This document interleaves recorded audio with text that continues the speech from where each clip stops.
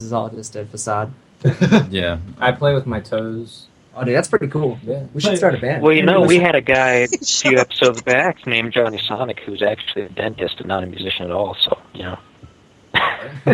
Dentist. Oh, so is he like a metal dentist? Does he like make percussive sounds with his pills? No, really, what happened? Really, he's basically a twin. Johnny Sonic's a twin, and I actually perform with Johnny Sonic every now and then when I work with Super Geek League, and his twin brother happened to be a dentist. So Spider likes to make fun of it all the freaking time about, we had a dentist on the show. No, really, no. Well, no, what we could do is we could use the dentist, let's just say his degree and his profession isn't something he cares too much about. We can bring him up on stage to do, like, really lewd and grotesque acts on people, and that'll be the joke. Like, oh, is it real? I don't know, like biting the head off with Ozzy Osbourne and everything like that. It's this really screwed up dentist that looked like he just, I don't know, got possessed by Captain Howdy or something, with the... we're already helping plan out that new theatrical stuff. Yeah, there you go.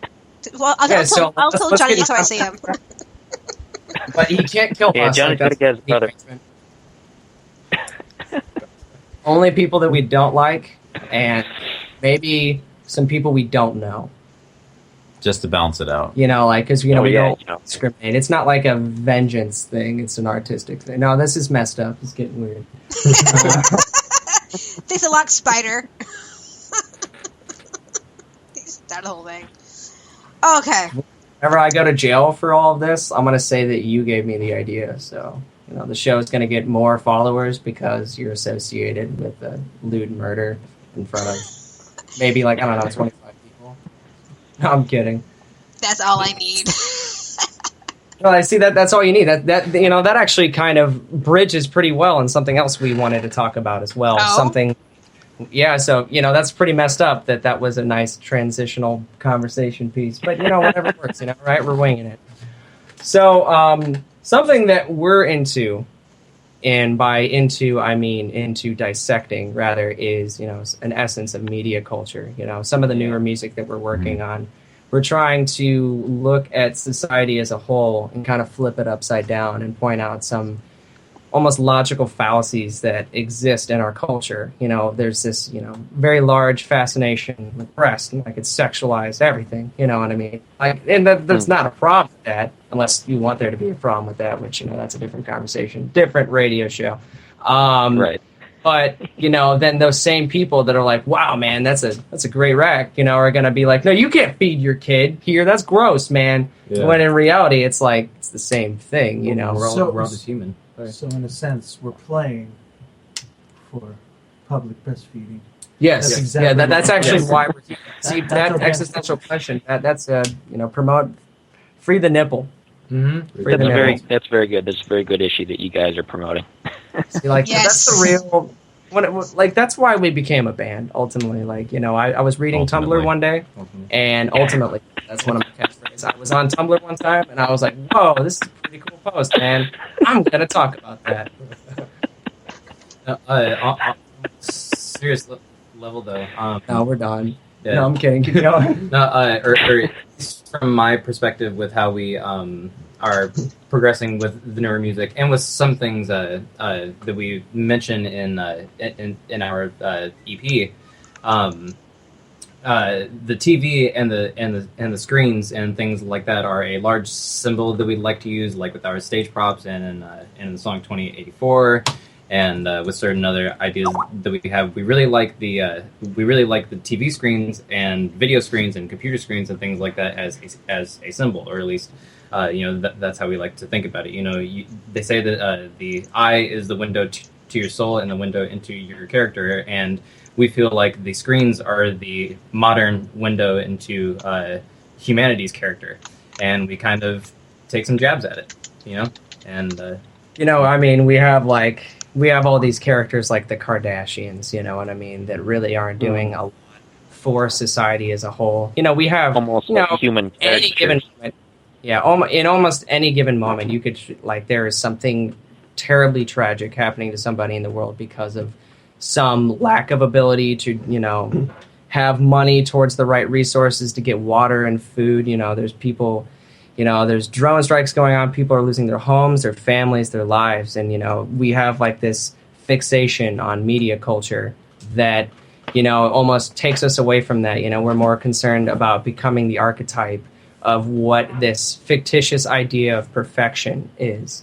And what one of our goals as a band is to take commonly held perspectives like that and show them that they are just basic ideas. You know, the only reverence that exists to a certain idea is the reverence that you assign to it. You know, that's why symbolism is such a crazy thing.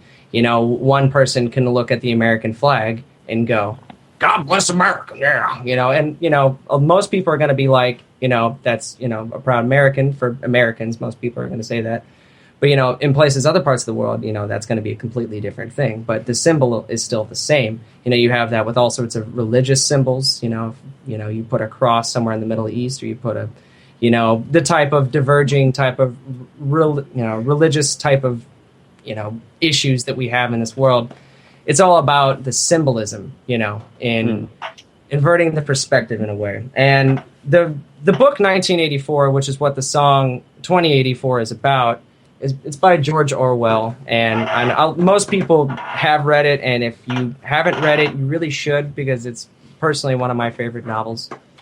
It's about a character who is living in this institutionalized world, and he finds a book and a group of people that are, you know, the key to ascending from that. You know, you can't have any love, you can't have any expression, you know, it's all about the same mundane type of existence and everybody fitting this common type of conformity. And I know the word conformity is like one of those type of cliche words, but it really, yeah. But, you know, at the same time, it does exist for a reason. And the ending of the book, 1984, how nice screw up, was the most frustrating ending I've had in anything. And I felt lyrically that I could not sit with that. So 2084 was actually 100 years later, obviously, where another character comes in to the protagonist's place and finishes his job, essentially. All right. Cool. And here you guys go. 2084. Arkangela. Let's do it. Yeah.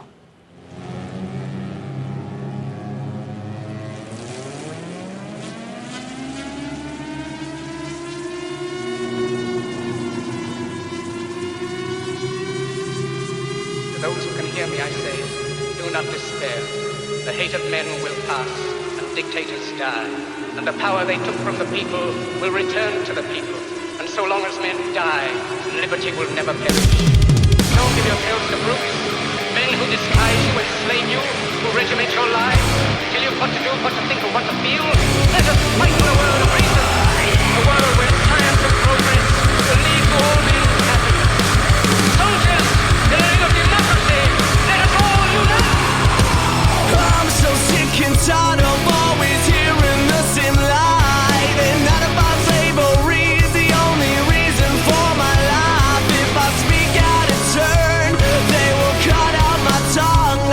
Just a number in a machine that can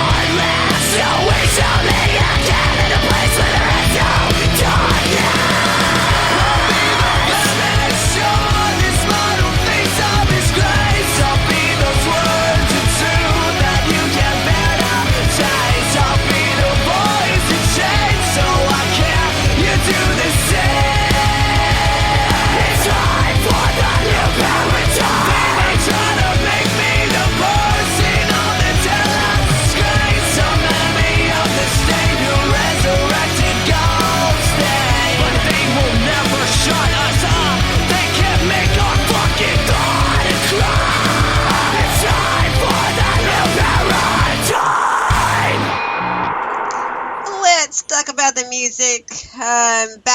We're here in downtown Tacoma. And also, if you don't know where that is, again, Google it. And then we got Spider, who is my awesome co-host. Out there in Boise. No, you're not in Boise. Sorry, I want to go on vacation already. I'm ready to go. In Ohio. If I was in Boise, I'd have my weight in potatoes. That'd be awesome. I know, right? And then in St. Louis, Missouri. I got that right, guys? Yeah, St. Louis, Missouri, greater St. Louis area. All right. But about potatoes, man. Potatoes killed my ancestors, man. Like, the whole reason that my generation is in America is because I have a lot of Irish influence. That potato famine. So, I love French fries. I love potatoes, but like, there's that part of me that like has that angst at the same time. Like, man, why didn't you grow? Go to Those potatoes failed my family. And if you guys are just tuning in, do us a big, huge favor. You see that follow button on our little icon there on speaker.com. Hit that follow button because that right there helps us with our ratings. And more people who follow the show, lots of good things will happen. Yeah, we're trying to get for us and for on iHeartRadio. Yeah, we're trying to get the show on iHeartRadio. Make that happen. Anybody that's listening right now, definitely make sure to hit that follow button, like she just said, because this show definitely deserves to be on iHeartRadio. For sure. iHeartRadio. Yes. So, and then we'll bring everyone back to do a recap, whoever wants to come back on the show, because we'll be iHeartRadio. And we'll be back, and we'll come in like a limousine to my house. Like, it'll be excessive, but there you go. We'll put up in the world. Maybe I'll buy like a really. Hey, you gotta party it up anyway. Absolutely. We'll have a big old slam band, party, whatever. Anyway, so we're gonna go back to the topic that we were talking about the topic, and then somehow my internet connection got disconnected. So, Spider, what was the topic tonight? We're talking about theatrical stage shows, just theatrical bands in general, and one of the questions that we were just asking the guys back behind the scenes here, while you guys